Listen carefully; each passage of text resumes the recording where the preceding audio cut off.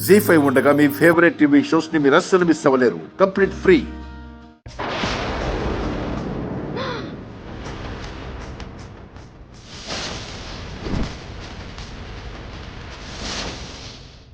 శ్రీకర్ గారు,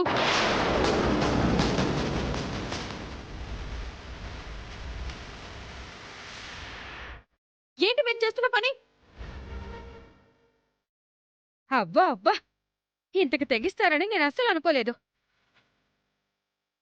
ఇది ఇల్లు అనుకున్నారా, లవర్స్ పార్క్ అనుకున్నారా?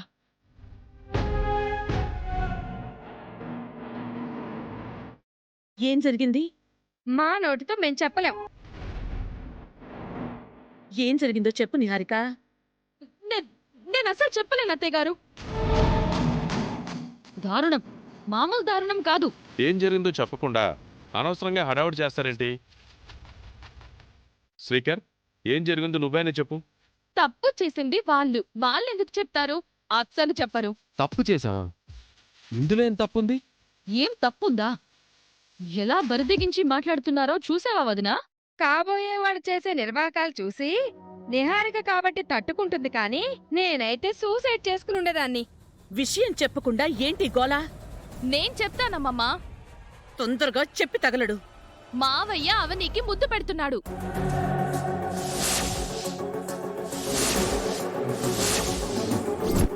పిచ్చి పట్టిందా నీకు? అది చెప్పింది నిజమేనమ్మా.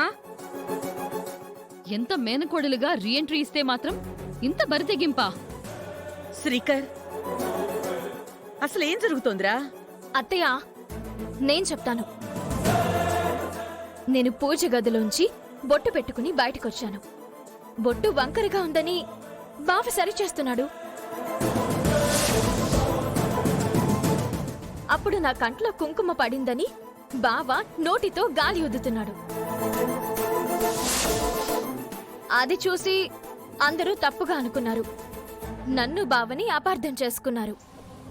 బావా బావా బావా ఎన్నిసార్లు అంటావు? బావని ఎన్నిసార్లైనా బావనే అంటాను. బావా బావా బావా. ఇంకా బావని.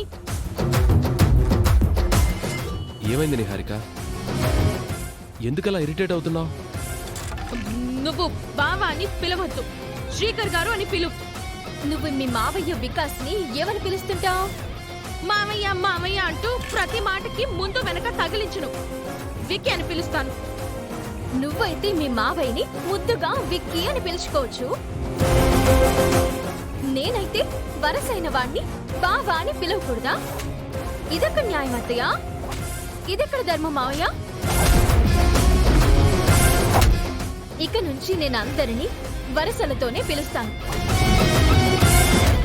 అత్తయ్య, మావయ్య, పెద్ద బావగారు, చిన్న బావగారు, లావణ్యక్క, వసంతొదిన, కావ్య చెల్లి అని పిలుస్తాను.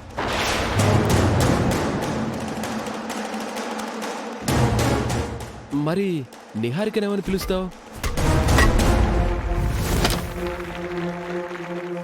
నువ్వు నా తర్వాత నా ఇంటికొచ్చావు కాబట్టి నిన్ను కూడా చెల్లి అని పిలుస్తాను.